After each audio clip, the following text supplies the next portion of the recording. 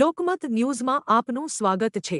છોટાઉદેપુરમાં નાગરિકોના આરોગ્ય માટે મહત્વપૂર્ણ પહેલ। છોટાઉદેપુર જેલ નજીક ₹2 કરોડ 19 લાખના ખર્ચે તૈયાર થનાર 22 બેડના અર્બન હેલ્થ સેન્ટરનું ખાતમુહૂર્ત આજે સવારે 11 વાગ્યે યોજાયું। લોકસભા સાંસદ જશુભાઈ રાઠવાના અધ્યક્ષ સ્થાને યોજાયેલા કાર્યક્રમમાં ધારાસભ્ય રાજેન્દ્રસિંહ રાઠવા, જિલ્લા ભાજપ પ્રમુખ, જિલ્લા પોલીસ અધિક્ષક, નિવાસી અધિક કલેક્ટર તેમજ પૂર્વ રાજ્યમંત્રી સહિતના મહાનુભાવો હાજર રહ્યા હતા। આ આરોગ્ય કેન્દ્ર છોટાઉદેપુર નગરપાલિકા દ્વારા સ્વર્ણિમ જયંતિ મુખ્યમંત્રી શહેરી વિકાસ યોજના 2025થી 26 હેઠળ બનાવાશે। કાર્યક્રમમાં ભૂમિપૂજન અને તકતી અનાવરણ સાથે મોટી સંખ્યામાં નગરજનો હાજર રહ્યા હતા।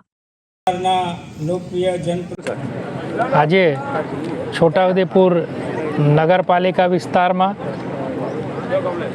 અર્બન હેલ્થ સેન્ટરનું ભૂમિપૂજન કરવામાં આવ્યું અને રાજ્ય સરકારે છોટાઉદેપુરના નગરજનો માટે લગભગ 2 થી 3 કરોડ ઉપરાંતનું આ અર્બન હેલ્થ સેન્ટરની મંજૂરી આપી અને શહેરીજનો આનો લાભ લઈ શકે, સ્વસ્થ રહી શકે તે માટે આ હેલ્થ સેન્ટરની ભેટ આપી છે। અને આજના આ કાર્યક્રમમાં છોટાઉદેપુર લોકસભાના સાંસદ આદરણીય જશુભાઈ રાઠવા સાહેબના હસ્તે આનું ભૂમિપૂજન થયું।